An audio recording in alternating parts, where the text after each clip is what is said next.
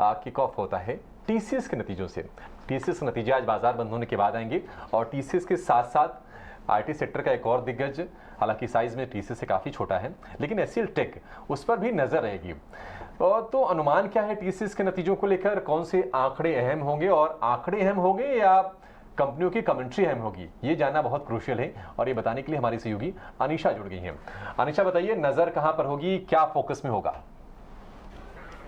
Well yes, TCS से overall नतीजे जो एक्सपेक्टेशन है काफ़ी म्यूटेड है, क्योंकि ओवरऑल एनवायरनमेंट काफ़ी ज़्यादा प्रॉब्लमेटिक रहा है आईटी कंपनीज़ के लिए। इसके चलते कांस्टेंट करेंसी ग्रोथ की बात करें तो 0.2 से 0.4% के बीच में आ सकता है। मार्जिन हाउएवर 100 से 120 बेसिस पॉइंट के लिए फॉल हो सकता है क्वार्टर ऑन क्वार्टर बेसिस पे, क्योंकि जो सैलरी हाइक है उसका इम्पैक्ट इस क्वार्टर में आता है। इसलिए हम लोग सोच रहे हैं कि मार्जिन शायद 23.4% के आसपास आएगा। जब बॉटम लाइन को देखें तो उसमें एक्चुअली सीक्वेंशियल बेसिस पे एक डिक्लाइन की पॉसिबिलिटी दिखती है 4 से 5% की, तो वो इंपॉर्टेंट रहेगा ट्रैक करना। डील विंस की बात करें तो टीसीएस ने काफ़ी बड़ी डील साइन की है इस क्वार्टर में, चाहे बीएसएनएल की बात करें, यूके में नेस्ट की बात करें या मार्क्स एंड स्पेंसर्स की बात करें, तो काफ़ी deal signing at least quarter gone by में हुई हैं। तो 10 से 11 बिलियन डॉलर का आसानी से कंपनी अनाउंस कर सकते हैं डील विन। बट जो बड़ा क्वेश्चन रहेगा वो आने वाले टाइम के डिमांड एनवायरनमेंट के लिए रहेगा। तो जो मैनेजमेंट की कमेंट्री है आने वाले क्वार्टर्स के लिए वो काफ़ी इंपॉर्टेंट रहेगी। पहली बार कृतिवासन जो कि नए सीईओ हैं वो बात करेंगे, तो उनकी कमेंट्री भी काफ़ी क्रिटिकल रहेगी। एंड हेडकाउंट का क्या ट्रेंड है, बिकॉज लास्ट क्वार्टर्स में हमने देखा था कि हेडकाउंट एडिशन स्लो होता जा रहा है और ये एक इंडिकेटर माना जा रहा था कि ग्रोथ स्लो डाउन होगा, तो वो क्या जारी है या नहीं। एंड स्ट्रीट काफ़ी बिलीव करिए कि सेकेंड हाफ में रिकवरी आएगी।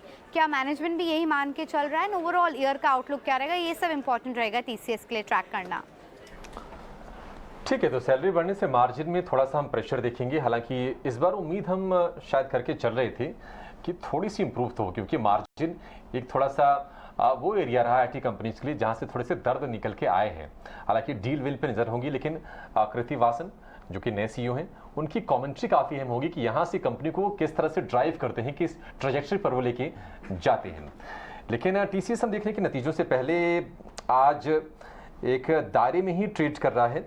हालांकि लोअर लेवल से 30-35 रुपए के आसपास की रिकवरी है। हम देख रहे हैं कि 3285 रुपए पर यह शेयर ट्रेड कर रहा है। कपिल, टीसीएस जिनके पास हो उनके लिए आपकी सलाह क्या होगी? कोई झटके से बचने के लिए, मान लीजिए अगर कोई बहुत डिसअपॉइंटमेंट आता है तो अपना स्टॉप लॉस कहां पर लगाकर रखें ट्रेडर जो हैं? जी, टीसीएस का वैसा हम देखते हैं जाए तो काफी रेंज बाउंड वाला स्टॉक रहा हुआ है। मैं शॉर्ट टर्म से लॉन्ग टर्म की मूविंग एवरेज देख रहा हूँ, वो सभी की सभी मूविंग एवरेज फ्लैट चल रही है। तो सारी मूविंग एवरेज का फ्लैट होना वो एक इंडिकेट करता है कि स्टॉक में एक टाइट कंसोलिडेशन पैच है। इन ब्रॉडर टर्म हम देखते हैं तो 3350 ऊपर में और 3200 नीचे में, यानी कि 150 पॉइंट 200 पॉइंट की एक रेंज में घूम रहा है। और रिजल्ट है तो रिजल्ट के आते हुए हमें एक कुछ शार्प से मोमेंटम में देखने मिलती है। तो टीसीएस का जो बेसिकली आज का जो लो बना हुआ है और वहां से हमें बहुत बड़ा एक मूव देखने मिला हुआ है। बहुत बड़ा इन द सेंस दैट कि जो एक रेंज बाउंड मोमेंटम में एक ज्यादा बड़ी टेल देखने मिल रही है, इट इंडिकेट्स दैट कि लोअर लेवल पे हमें कुछ बाइंग आ रही है। तो ये जो लेवल है 3250 का, वो काफी एक शॉर्ट टर्म ट्रेडर्स के लिए एक स्टॉप लॉस होगा 3250 के। यहाँ पे 3250 का लेवल अगर ये टूट जाता है तो मुझे लगता है कि स्टॉक प्राइस नीचे में जो इसकी पहले की रेंज है 3200 के यहाँ की, वो रिटेस्ट कर सकता है। सो फॉर शॉर्ट टर्म 3250 का स्टॉप लॉस और उसके नीचे 3200 से 3150 के नीचे में नेक्स्ट बेस्ट सपोर्ट बैंड रहेगा इसका।